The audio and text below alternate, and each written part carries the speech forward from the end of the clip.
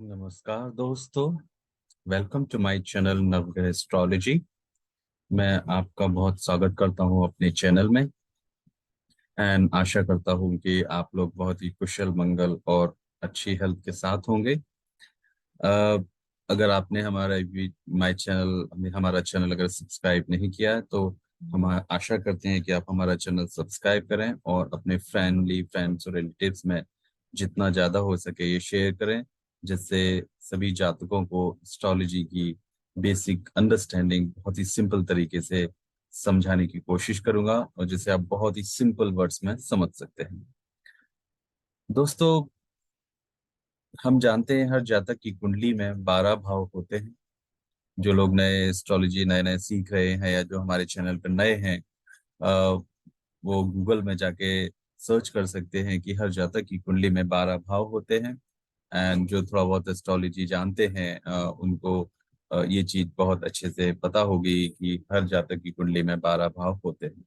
ये 12 भाव जातक की कुंडली में अलग अलग घर जातक की कुंडली पूरी कुंडली को रिप्रेजेंट करते हैं।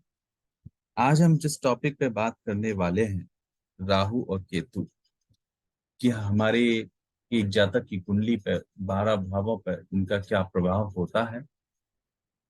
अ, इस कलयुग में पाप ग्रह या छाया ग्रह जिन राहु केतु माना जाता है उनकी इम्पोर्टेंस बहुत होती है। एंड कलयुग में चार ग्रह हम हमारे सौर मंडल के हिसाब से बहुत ही इम्पोर्टेंट माने जाते हैं, जिन्हें बहुत प्राथमिकता दी जाती है।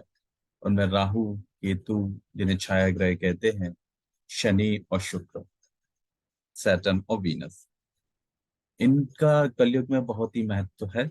क्योंकि कलयुग हमेशा बहुत ही मटेरियलिस्टिक और बहुत ही लग्जूरियस और बहुत ही दिखावे के लिए माना जाता है। तो ये चारों ग्रह बहुत ही इंपॉर्टेंट रोल प्ले करते हैं। आज हम अपना वीडियो राहु केतु पे ही फोकस रखेंगे और इसके बारे में जानने का प्रयास करेंगे बहुत ही सिंपल वर्ड्स में, जो एक सामान्य जातक को भी बहुत आसानी से समझ में आ जाए। और जातक अपनी कुंडली आप खोल के रखें तो आप उन सूत्रों को ध्यान से देखें सुने जो हम आपको बताने जा रहे हैं। तो ये बहुत ही कॉमन तरीके से, बहुत सामान्य तरीके से आप अपनी कुंडली का विश्लेषण कर सकते हैं। बट हम आपको बताना चाहेंगे, अगर आपको अपनी कुंडली का विश्लेषण बहुत डिटेल करवाना है तो आप हमसे अपॉइंटमेंट ले सकते हैं। हमारी डिटेल्स यहाँ पे अवेलेबल है। आप हमारे इस मोबाइल नंबर पर कांटेक्ट कर सकते हैं, अपनी जानकारी दे सकते हैं एंड हम आपका कुंडली का विश्लेषण और आपके जिस भाव या जिस समस्या का समाधान आप चाहते हैं, हम आपको बताने का प्रयास करेंगे और आपकी जिंदगी को सुखल मंगल बनाने का प्रयास करेंगे। चलिए हम अपना वीडियो चालू करते हैं। नमस्कार है हमारे चैनल में, मैं ब्रजेश कटारे आपका बहुत स्वागत करता हूँ। राहु और केतु बहुत ही रहस्यमय प्लानेट हैं। अ, राहु और केतु को हमारे ग्रंथों में और प्रभु सागर के अनुसार छाया ग्रह माना गया है। राहु को हमेशा एक सर माना गया है, जो सिर्फ सर है, सिर यानी हेड, और उसके नीचे का सारा पार्ट को केतु माना जाता है।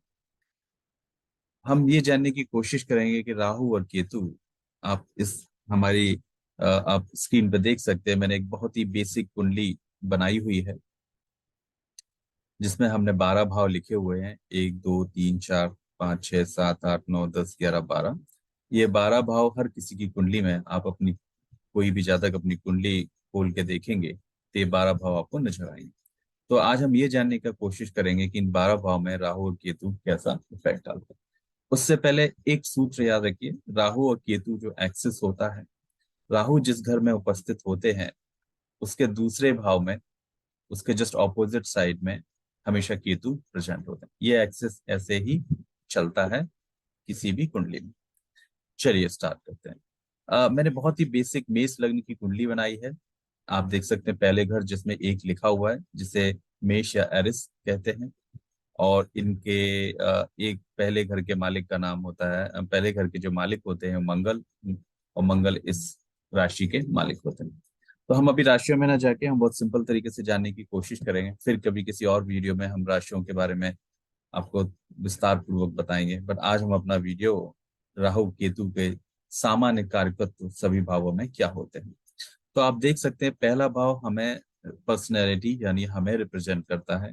अगर राहु यहाँ पे उपस्थित हैं जो आप देख सकते हैं, तो केतु जिसके अपोजिट सातवें घर में होंगे। पहले घर में केतु, सॉरी पहले घर में राहु, हमने बोला कि पहला घर हम होते हैं, मी, माई सेल्फ, पर्सनैलिटी, जो आपको रिप्रेजेंट करता है, लग्न जिसे बोला जाता है एस्ट्रोलॉजी में। वहां पे अगर राहु उपस्थित है तो राहु का सामान्य कार्यकत्व, राहु एक भ्रम है, एक कंफ्यूजन है, बहुत सारा दूर का दिखाने वाला, जो शायद ना हो बट आपको बहुत दूर तक दिखाने वाला, आपको कंफ्यूज करने वाला प्लैनेट होता है। तो राहु अगर आपके पहले ही घर में उपस्थित हैं तो इसका जनरल कारकत्व ये है कि ये आपकी बुद्धि और आपके माइंड को कंट्रोल करेगा। तो राहु हमेशा चीजों को बहुत ही मल्टीप्लाई करके एक्सपेंड कर देते हैं, ये उनका जनरल कारकत्व है। वहीं केतु इसके ऑपोजिट साइड में डिटैचमेंट होते हैं, या जो चीजों से, जिस घर में भी उपस्थित होते हैं उनकी चीजों से दूर कर देते हैं। और ये हमेशा मोक्ष का कारक माने जाते हैं केतु, इन्हें डिटैचमेंट या सेपरेटेड प्लैनेट माना जाता है, इसके जस्ट ऑपोजिट। तो राहु जब पहले स्थान में होंगे तो ऐसा जातक हमेशा अपने आप में ही बहुत सेंट्रिक होता है, बहुत लंबे लंबे ड्रीम से ख्वाब देखता है, बहुत लंबा लंबा सोचता है, क्योंकि राहु उनकी प्रवृत्ति, उसकी पर्सनैलिटी को इतना बड़ा एक्सपेंड कर देते हैं कि वो पूरा हो या ना हो बट उसे इतना ज्यादा उसकी ख्वाहिशें और उतना ज्यादा भ्रम में डाल देंगे, या उतना ज्यादा उसके माइंड को पूरा कंट्रोल कर लेंगे कि ऐसा जातक बहुत ही कंफ्यूज्ड, अपने आप में ही सेंट्रिक, अपने आप को ही मानने वाला। ऐसे जातक को मैं देखा गया है, मैंने ऐसी कुंडलियों में एनालिसिस किया है कि बहुत झूठ भी काफी बोलते हैं, काफी ख्वाबों में, ड्रीम्स में रहते हैं जो शायद रियलिटी में डिपेंड ना करे। इसके जैसे ऑपोजिट केतु सातवां घर, सातवां घर हमारे पार्टनर को, हमारे लाइफ पार्टनर को, हमारे कस्टमर्स को रिप्रेजेंट करता है। पार्टनर्स हमारा जो भी मेल है तो फीमेल, फीमेल के लिए मेल। कस्टमर हमारे अगर बिजनेस स्टैंड पॉइंट से देखेंगे तो हमारे कस्टमर को भी रिप्रेजेंट करता है। तो केतु के आपके पार्टनर या लाइफ पार्टनर के घर में आने से ये ऐसा जातक को बना देता है कि ये जातक अपने पार्टनर पे ध्यान ही नहीं देता, अपने पार्टनर से हमेशा दूर रहता है, उसको बहुत खुशी मिलती है। एंड जब तक उसका पार्टनर उससे दूर रहता है लॉन्ग डिस्टेंस रिलेशनशिप में, अगर सातवें घर में केतु है जिसके, जिस जातक में, तो बहुत अच्छा उसे कंफर्टेबल फील होता है। लेकिन जब वो जातक अपने पार्टनर के साथ साथ में रहना स्टार्ट करता है तो केतु का कार्यकत्व है कि वो सेपरेटिव और डिटैचमेंट, तो लड़ाई झगड़े भी करवाता है अगर पार्टनर वाले घर, साथ घर में उपस्थित है। और आपको पार्टनर के साथ काफी मुश्किलात आती हैं।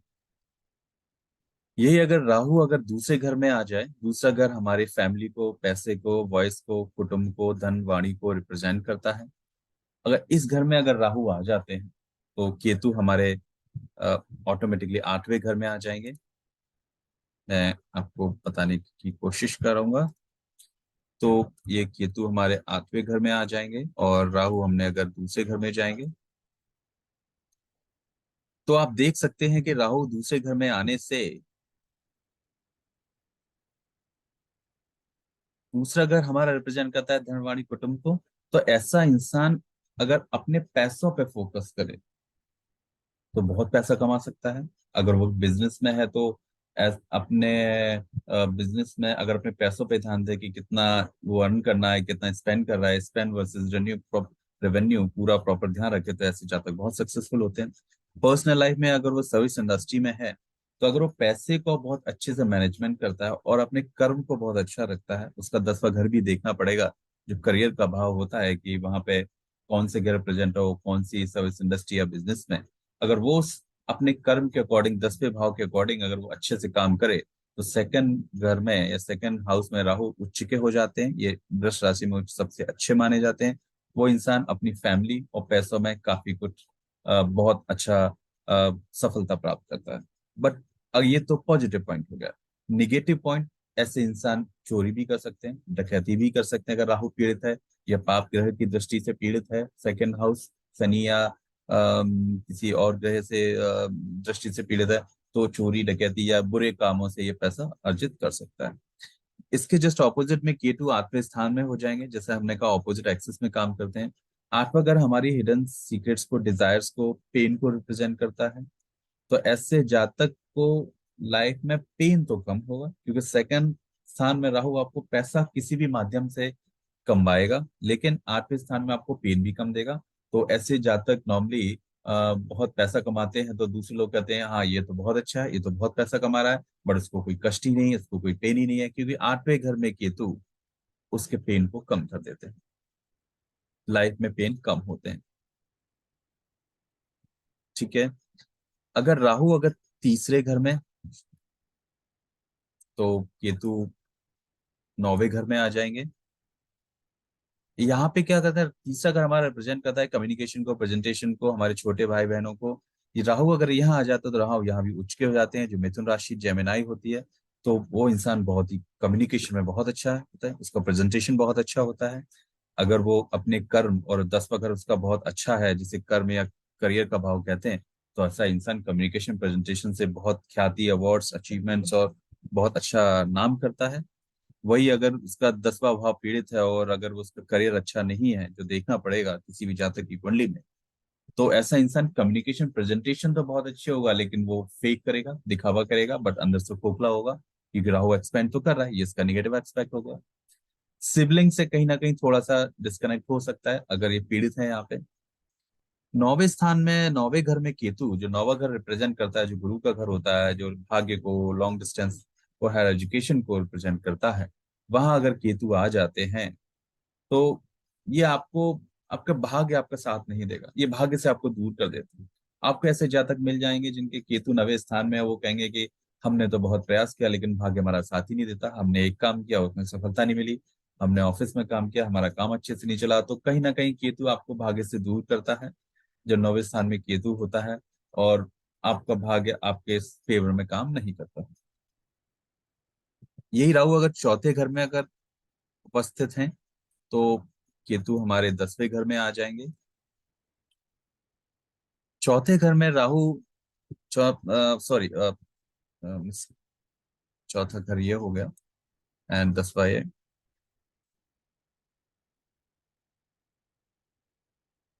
चौथा घर हमारा रिप्रेजेंट करता है हमारे भूमि, वाहन और प्रॉपर्टी को। 10वां घर हमारा रिप्रेजेंट करता है हमारे करियर को, हमारे प्रोफेशन को। तो अगर चौथे घर में अगर राहु अगर आ जाते हैं, तो यहाँ राहु बहुत अच्छा परफॉर्म करते हैं, पॉजिटिव और निगेटिव एस्पेक्ट समझ लेते हैं। ऐसा इंसान प्रॉपर्टी से और ट्रैवलर टूरिस्ट के बिजनेस से या व्हीकल के बिजनेस से बहुत पैसा कमाएगा, अगर इसका राहु यहाँ पे अच्छा है, पीड़ित नहीं है, पाप ग्रह से दृष्टि से पीड़ित नहीं है या नीच का नहीं है। तो ऐसे जातक, चौथे घर के राहु वाले जातक, प्रॉपर्टी और होम, व्हीकल और टूरिज्म और ट्रैवल इंडस्ट्री से बहुत पैसा अर्न कर सकते हैं। लेकिन इसके ऑपोजिट में केतु इनके 10वें घर में आ गए। केतु हमारे करियर का, हमारे प्रोफेशन का, हमारे कर्म का भाव है, जो शनि इस 10वें भाव घर को लीड करते हैं। यहाँ पे केतु आने से ऐसे इंसान बहुत लेजी हो जाएंगे, वो कर्म ही नहीं करना चाहेंगे, क्योंकि केतु उन्हें कर्म ही नहीं करने देगा। और अगर यहाँ पे केतु 10वें घर में कर्म नहीं करने देगा, ऐसे जातक अगर ये सोचेंगे कि राहु हमारा बहुत अच्छा है, चौथे घर में हमें सब कुछ मिल जाएगा, तो बिल्कुल नहीं। केतु यहाँ पे आपको लेजी बनाएगा, बट ऐसे जातकों को अगर ये सलाह दी जाए कि आप कर्म कीजिए, आपसे एक काम नहीं होता तो उसको छोड़ के दूसरा काम कीजिए, दूसरा नहीं तो तीसरा कीजिए, तीसरा नहीं चौथा कीजिए, लेकिन आप लगे रहिए। तो केतु का कार्यक्रम, केतु 10वें घर में होते हुए हुए भी ऐसा राहु यहाँ पे अच्छा परफॉर्म करके चौथे घर में, वो आदमी बहुत पैसा कमा सकता है। लेकिन अगर चौथे घर में राहु ये समझ ले कि हाँ, हमारे हमारे पास तो बहुत व्हीकल्स हैं, हमारे पिताजी छोड़ गए, हमारे पापा छोड़ गए, क्योंकि ये होम एंसेस्टर और होमलैंड का घर होता है, और हम सब कुछ बन जाएगा, अपने आप हो जाएगा, क्योंकि केतु वहां उसे कर्म नहीं करने देगा। तो ऐसा इंसान चौथे घर में राहु होते हुए भी कुछ नहीं कमा सकता, असफल हो जाएगा। इसलिए ऐसे जातकों को सलाह दी जाती है कि आपके माताजी, पिताजी, भाई बहन आपके लिए पैसा, घर, गाड़ी छोड़ के गए हैं, लेकिन आपको कर्म करना है, क्योंकि केतु 10वें घर में आपको कर्म ना करने के लिए उत्साहित करेगा। और अगर आपने केतु के इस कार्यकत्व को अपना लिया जातकों ने, तो राहु यहाँ होते हुए भी आप पैसा ना कमा के आप सब कुछ गवा देंगे, और हो सकता है आपके पास सिर्फ एक ही घर रह जाए जो आपके माँ बाप ने दिया है, और आप लाइफ में सफलता प्राप्त ना कर सकें। तो ऐसे जातकों को सलाह दी जाती है कि अगर आपको बहुत राहु का फल लेना है, इसे अच्छे में कन्वर्ट करना है, तो आप बहुत कर्म कीजिए, मेहनत कीजिए। आपको बिजनेस करना है तो व्हीकल या टूरिज्म इंडस्ट्री या आप कह सकते हैं कि प्रॉपर्टीज रिलेटेड काम कीजिए। ऐसे स्थान में राहु आपको बहुत सपोर्ट करेगा और आप बहुत पैसा और ऊंचाइयों को छुएंगे। चलिए, अगर राहु 5वें घर में आ गया तो केतु हमारे 11वें घर में आ जाएंगे। ऐसे जातक, 5वां घर हमारा रिप्रेजेंट करता है डिजायर्स को, एजुकेशन को, लव एंड रोमांस को। तो यहाँ डिजायर्स केतु बहुत बना देगा कि हमें ये करना है, हमें ये लेना है, हमें बड़ा घर बनाना है, हमें बड़ी गाड़ी लेनी है, 5 घर लेने हैं, 5 गाड़ी बना दो। डिजायर्स, सोचने की इच्छाओं का घर है, बहुत बढ़ा देगा। इच्छाएं पूरी होंगी नहीं होगी वो 11वें घर से देखेंगे, और 5वें घर का राहु आपकी डिजायर्स को बहुत बढ़ा देगा। वही 11वें घर में केतु होने पे ये आपकी इच्छाएं तो बहुत होंगी बट आपकी इच्छाएं पूरी नहीं होंगी। तो ऐसे जातकों को सलाह दी जाती है जिनके 11वें घर में केतु है कि वो जो भी इच्छाएं हो पूरी कर लें। क्योंकि अगर वो सोचते रहेंगे कि हाँ ये हम एक बहुत बड़ी गाड़ी लेंगे तो वो ले ही नहीं पाएंगे। छोटी सी गाड़ी ले ले, अपनी इच्छाएं पूरी कर लें, छोटी छोटी इच्छाओं को पूरी करते रहें तो वो हो जाएगा। नहीं, बड़ी इच्छाएं जो राहु ने डिजायर दी हैं 5वें घर से वो कभी पूरी नहीं होंगी। तो ऐसे जातकों को हमेशा सलाह दी जाती है कि जो भी इच्छाएं हैं आप उन्हें पूरा करते रहिए, आप जीवन में सफलता प्राप्त करेंगे। 6वें घर में राहु बहुत अच्छा माना जाता है, बुध की राशि है। केतु हमारे 12वें घर में आ जाते हैं। ऐसे जात को 6वें घर में ऋण रोग शत्रु का घर माना जाता है। और यहाँ पे राहु हमारे सारे एनेमी को खत्म कर देता है। लोन अगर होते हैं तो सारे लोन जल्दी पट जाते हैं। हेल्थ में प्रॉब्लम होती है तो हेल्थ, तो यहाँ पे राहु बेसिकली एक झाड़ू लेके आपकी रास्ता साफ करेगा, आपके सारे कांटे निकाल देगा, आप ऐसे समझिए। 6वां घर बहुत ही पेन वाला घर माना जाता है। अगर यहाँ पे राहु उपस्थित हैं तो बहुत अच्छा प्रभाव देते हैं और झाड़ू लेके आपका पूरा रास्ता साफ कर देंगे, आपको लोन से, आपकी हेल्थ से, आपके शत्रुओं से बहुत रक्षा करेंगे और यहाँ पे बहुत अच्छा परफॉर्म करेंगे। यहाँ से एजुकेशन और यहाँ से कहीं ना कहीं थोड़ा सा सर्विस भी देखी जाती है, जॉब भी देखी जाती है। तो ऐसे जातक कंपटीशन में बहुत अच्छा परफॉर्म करते हैं। अगर 6वें का स्थान जिसके घर में राहु है और वो अगर कंपटीशन में जाना चाहता है तो ऐसे में राहु उनको कंपटीशन भी फाइट करा देता है। वो अच्छे जातक पढ़ाई में निकल जाते हैं, बट उनका 10वां घर भी देखना होता है। बट 6वें घर में राहु जातक के लिए ऋण रोग शत्रु और कंपटीशन के लिए बहुत अच्छा माना जाता है। इसका जस्ट ऑपोजिट केतु 12वें घर में, गुरु की राशि है 12वीं। केतु यहाँ पे आपके 12वां घर हमारा एक्सपेंसेस का, फॉरेन सेटलमेंट का, हेल्थ का भी होता है, हेल्थ भी देखते हैं यहाँ पे, हॉस्पिटलाइजेशन भी देखते हैं। तो केतु के यहाँ होने से आप ये समझ लीजिए कि आपके एक्सपेंसेस को तो बहुत कंट्रोल करेगा, ज्यादा खर्च नहीं करने देगा। हॉस्पिटलाइजेशन में भी आपको बचा ले जाएगा। और अगर आप ऐसे जातकों को बिजनेस करना है तो फॉरेन से रिलेटेड बिजनेस करें, एक्सपोर्ट इम्पोर्ट का बिजनेस करें, फॉरेन में कोई चीज बाहर भेजें या उससे रिलेटेड कोई काम करेंगे तो इन्हें काफी फायदा होगा। केतु अगर राहु अगर 7वें घर में आ जाए तो केतु ऑपोजिट पहले घर में आ जाएंगे। तो ऐसे जातक ऑपोजिट हो गया। 7वें घर में राहु के आने से लाइफ पार्टनर, जिसे लाइफ पार्टनर का घर मानते हैं, वहां पे झगड़े बहुत हो जाएंगे। राहु वहां पे बहुत ही झगड़े में आपको झगड़े करवा देगा। ऐसा इंसान, ऐसा जातक बहुत ही झगड़ालू होगा, पार्टनर से बनेगी नहीं। केतु पहले घर में जो आपका लग्न है, आप हैं, आपका आपका पर्सनैलिटी है, यहाँ पे आने से ऐसा जातक फकीर बन जाएगा। उसको अपने मतलब ही नहीं, वो कुछ भी पहनेगा, कैसे भी चलेगा, उसको उसको कोई फर्क ही नहीं, क्योंकि वो केतु इज सेपरेटिव और डिटैचमेंट प्लैनेट पहले घर में लग्न में आ गया, आपको आपको रिप्रेजेंट कर रहा है। तो ऐसे जातक अपनी प्रेजेंटेशन और अपने हाव भाव कपड़ों पर कोई ध्यान नहीं देंगे क्योंकि वो विरक्ति हो जाए। लेकिन ऐसे इंसान 6 7वें घर में अगर राहु होने से झगड़े तो होते हैं, लेकिन ये इंसान अपने अपने अपनी वाइफ को बहुत देखेगा कि मेरे बच्चे, मेरी वाइफ, बहुत केयरफुल और बहुत ही ऐसा कह सकते हैं कि बहुत प्यार करेगा। बट ऐसे लोग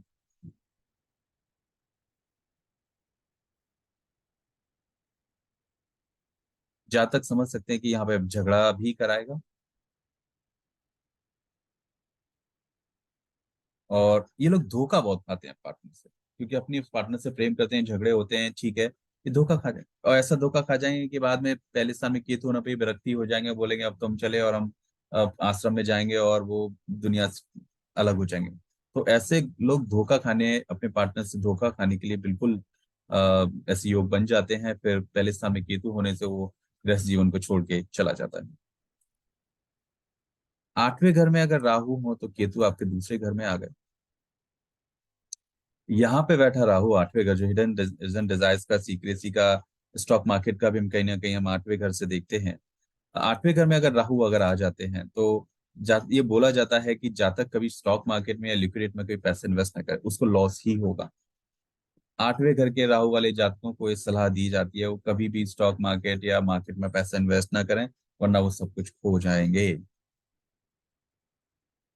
लेकिन ऐसे लोग अगर पैसा कमाना है तो हिडन सीक्रेट्स, ऐसे लोगों की नॉर्मली आप ड्रग स्मगलर या फिर जो सीक्रेट लोग तरीके से पैसा कमाते हैं जो नॉर्मल आप बाहर नहीं देख सकते, वो यहाँ पे राहु करवाता है। दूसरे घर में केतु आ गया फैमिली मनी में, तो आप पैसे तो बचा ही नहीं पाएंगे, आप जो भी पैसा बचाएंगे सब खत्म हो जाएगा, आप पैसे जोड़ भी नहीं पाएंगे। केतु यहाँ आपको पैसों में काफी तंग करेगा, आपको पैसे नहीं जोड़ने देगा, आप बुरी परिस्थिति से गुजरेंगे, क्योंकि केतु का दूसरे घर में आना आपके पैसों के लिए आपकी फैमिली के लिए अच्छा नहीं माना जाएगा। आप अपनी फैमिली को ध्यान नहीं देंगे, केतु सेपरेटिव प्लानेट है, डिटैचमेंट है, आप फैमिली से आपको दूर कर देगा। आप फैमिली की बिल्कुल केयर नहीं करेंगे, वाइफ की, बच्चों की, और पैसे तो आप जोड़ ही नहीं पाएंगे। राहु यहाँ होने पे आप सीक्रेसी वाले बिजनेस करते हैं जिन्हें छुपा के रखना है, या आप किसी ऐसी जॉब में है जो सीक्रेसी है, तो आप पैसा कमा सकते हैं और उससे पैसा आप थोड़ा बहुत बचा सकते हैं। बट दूसरे स्थान में केतु पैसों के लिए अच्छा नहीं है, और आठवें घर में राहु किसी भी दशा में अच्छा नहीं माना जाता। नवे घर में अगर राहु आ जाए तो आपके तीसरे घर में केतु आ गए। नौवे घर में राहु आने से जो गुरु की है, तो यहाँ पे गुरु चांडाल योग भी बन जाता है अगर गुरु यहाँ पे उपस्थित हो जाए तो। गुरु नहीं है तो गुरु की राशि हो, तो यहाँ पे बैठा राहु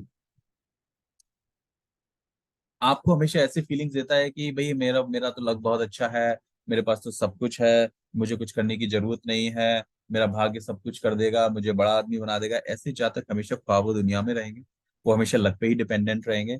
तीसरे घर में केतु के आने से ऐसे इंसान की कम्युनिकेशन बहुत बेकार होगी, प्रेजेंटेशन बहुत बेकार होगा, अ, अलग होंगे, सिबलिंग से झगड़ा करेंगे, केतु या सिबलिंग से, छोटे भाई बहन से झगड़ा करा देता है।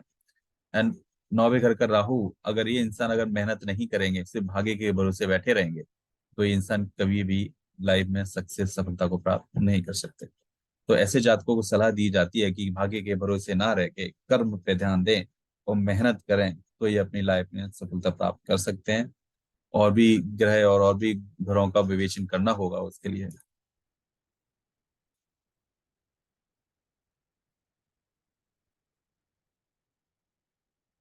चलिए हम 10वें घर में अगर राहु आ गए, नौवें घर और चौथे घर में केतु आ गए, 10वें घर का राहु बहुत अच्छा परफॉर्म करता है। 10वां घर हमारा कर्म का भाव है, शनि का भाव है, शनि इसको रूल करते हैं। 10वें घर का राहु आपके करियर में आपको बहुत ऊंचाई पर लेके जाएगा अगर ये किसी पाप ग्रह से पीड़ित नहीं है। ऐसा इंसान बहुत मेहनत करेगा तो अपनी अपने करियर में, अपने बिजनेस में टॉप लेवल तक जाएगा, अगर उसका 10वां घर बहुत अच्छे से और किसी पाप ग्रह से पीड़ित नहीं है या पाप की दृष्टि नहीं है। इसके जस्ट ऑपोजिट केतु चौथे घर में आने से ये आपको मदरलैंड से दूर कर देगा, माता से। चौथा घर माता को भी रिप्रेजेंट करता है, माता से दूर कर देगा आपको। मदरलैंड से बहुत दूर लेके जा सकता है, आप अपने मदरलैंड में रहेंगे तो आपको सफलता प्राप्त नहीं करेगी, और आपको फैमिली के सुखों से दूर कर सकता है चौथे घर का केतु। राहु अगर 11वें घर में आ जाए तो केतु हमारे 5वें घर में आ जाएंगे। 11वें घर का राहु भी बहुत अच्छा परफॉर्म करता है, यहाँ कारकत्व होते हैं, यहाँ कारक ग्रह माने गए हैं, जो आपके डिजायर्स, जो आप अगर आपने डिजायर्स लाइफ में देखी हैं, तो अगर आपने बहुत मेहनत की है और करियर वाइज और कर्म का भाव आपका अच्छा है 10वां घर, तो ये आपको बहुत ऊंचाई है, तो आपके सारी डिजायर्स पूरी कर देगा। अगर आपने सोचा है कि हमें 4 गाड़ी चाहिए, 2 घर चाहिए, बड़ा बंगला चाहिए, तो ये सब कुछ दिला देगा अगर आपका 10वां भाव, अगर बहुत मेहनत करेंगे। यहाँ पे बैठा राहु कारक माना जाता है, और आप अपनी लाइफ में बहुत ही मेहनत करते हैं, तो 11वें स्थान का राहु आपको बहुत सारी डिजायर्स जो आपने देखी हैं, मेम फेम और फ्रेंड्स, सब में बहुत सफलता दिलाएगा। इसके अपोजिट केतु अगर 5वें घर में हो गया तो ये आपके संतान के लिए प्रॉब्लम क्रिएट करेगा, आपकी डिजायर्स को छोटा कर देगा। एजुकेशन में भी यहाँ समस्याएं आएंगी, लवर रोमांस में भी समस्या आएंगी, गर्लफ्रेंड वाइफ से भी लड़ाई झगड़े करा देगा। तो 5वें घर में बैठा केतु कहीं ना कहीं आपको डिजायर को रिस्ट्रिक्ट करेगा, और यहाँ पे केतु अच्छा परफॉर्म नहीं करते। राहु अगर 12वें घर में आ गए, केतु अगर 6वें घर में आ जाए, 12वें घर में राहु अगर आ गया तो 12वां घर मौज मस्ती का, फॉरेन सेटलमेंट का, या फिर बेड प्लेजर का, या एक्सपेंसेस या हेल्थ का माना जाता है। यहाँ पे अगर राहु आ गए तो आपको फॉरेन में, अगर आपका कर्म भाव बहुत अच्छा है और आप सर्विस इंडस्ट्री में हैं, तो आपको फॉरेन में ले लेके जाएगा, आपको सेटल कर सकता है वहां पे। आपके एक्सपेंसेस बहुत बढ़ा देगा यहाँ पे, आपको हेल्थ रिलेटेड हॉस्पिटलाइजेशन में डाल देगा, आपके खर्चे करा देगा किसी की तबीयत खराब हो गई तो। लेकिन अगर आप बाहर विदेशी धरती पे हैं तो ये आपको काफी, विदेश के स्टैंड पॉइंट से काफी सक्सेस दिला देगा। ऑपोजिट साइड केतु अगर छठवें घर में आ गए, तो छठवें घर में केतु अच्छा परफॉर्म करते हैं, आपको लोन वगैरह से आपको बचा के रखते हैं, आपकी इनेमीज भी कम रहते हैं, हेल्थ में भी आपको उतना परेशान नहीं करेंगे। तो छठवें घर में केतु मोरलेस एक सामान्य फल देते हैं। बट 12वें घर में राहु आपको बहुत ऊंचाइयों तक और विदेश में बहुत सफलता दिला सकता है, अगर ये पाप ग्रह से पीड़ित नहीं है।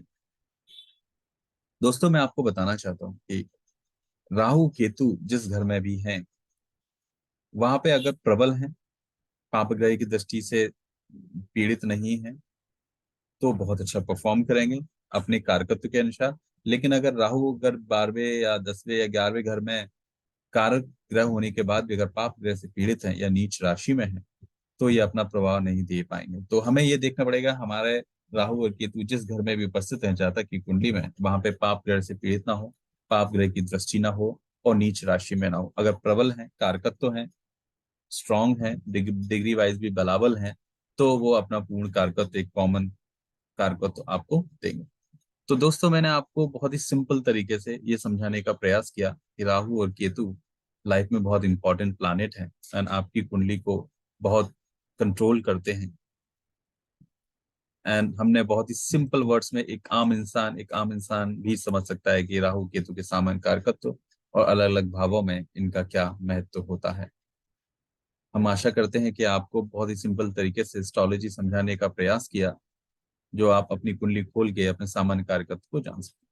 हम अगली किसी और वीडियो में हम राशि वाइज डिटेल में एनालिसिस करेंगे कि एक राशि, दो राशि में राहु केतु अगर होंगे तो क्या फल देंगे, कौन सी मित्र राशि है, कौन सी नीच राशि है, कौन सी शत्रु राशि है, और उनका इनकी दृष्टियां क्या हैं, वो कैसे करें। तो हम और ज्यादा डिटेल एनालिसिस करेंगे किसी और वीडियो में।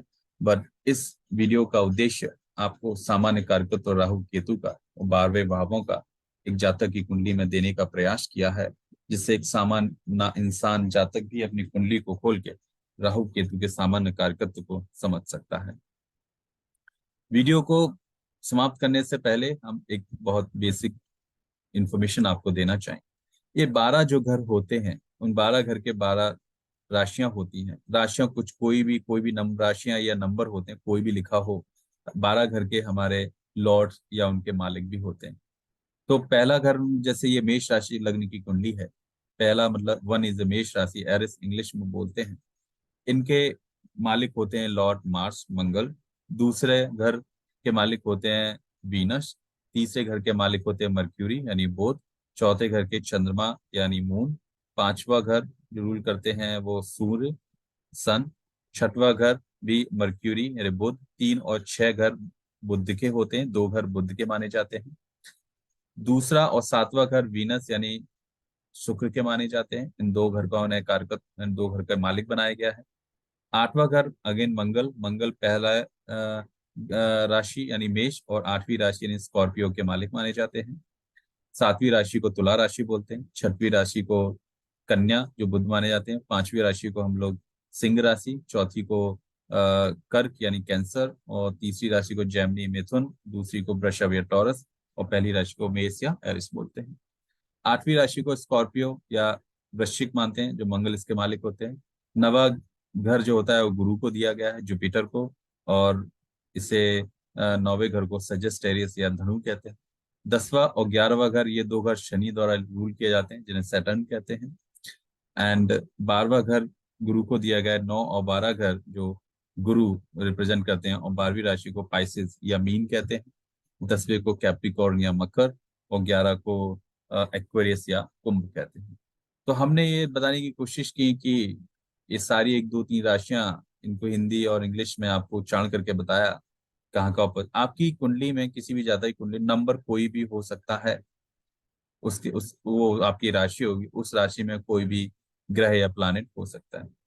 वीडियो को समाप्त करने से पहले एक और आपको अत्यंत महत्वपूर्ण जानकारी देना चाहूंगा कि जब भी जातक की कुंडली को एनालाइज किया जाता है, तो राशि हमारा इन्वायरमेंट होती है। मान लीजिए पहले घर में 1 लिखा हुआ है, मेष राशि एरिस है, तो ये राशि हमारा इन्वायरमेंट है। इसके अंदर कोई ग्रह अगर उपस्थित है तो वो आपका कारकत्व या वो प्लानेट उस एनवायरनमेंट में कैसा बिहेव करेगा, ये देखा जाता है।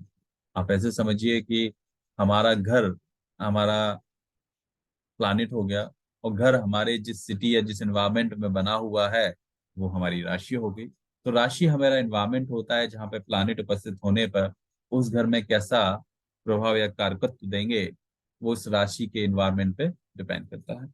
तो ऐसे जब हम अगले वीडियोस में डिटेल में जानने की कोशिश करेंगे कि कौन सी राशि का क्या एनवायरनमेंट है, उसमें कौन से प्लानिट या ग्रह हैं, तो वो अपना कैसा फल देंगे, अच्छा फल देंगे, बुरा फल देंगे, ऊंच के हैं, नीच के हैं, वो हम बहुत ही डिटेल एनालिसिस करेंगे, जिससे आप एक स्टेप और आगे एस्ट्रोलॉजी को सिंपल तरीके से, अपनी कुंडली को भी बहुत अच्छी तरीके से एनालिसिस कर सकते हैं। तो फिर कभी उस वीडियो के बारे में बात करेंगे डिटेल्स में। बट हमने आपको राहु केतु कारकत्व का बहुत ही बेसिक तरीके से सिंपल शब्दों में समझाने का और सिखाने का प्रयास किया है। आशा करता हूँ आपको वीडियो पसंद आया होगा। अगर आपने हमारे चैनल को सब्सक्राइब नहीं किया है तो आप प्लीज सब्सक्राइब कीजिए और अपने फैमिली फ्रेंड दोस्तों में शेयर कीजिए, जिनसे उन्हें भी इस इंफॉर्मेशन का और इस जानकारी का ज़्यादा से ज़्यादा लाभ उठा सकें। और अगर आपको अपनी कुंडली का बहुत ही डिटेल विवेचन करवाना है तो आप दिए गए नंबर पे अ, हमें कांटेक्ट कर सकते हैं।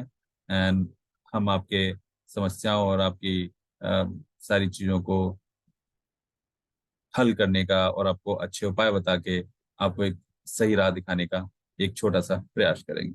बहुत बहुत धन्यवाद दोस्तों, आपका दिन शुभ रहे।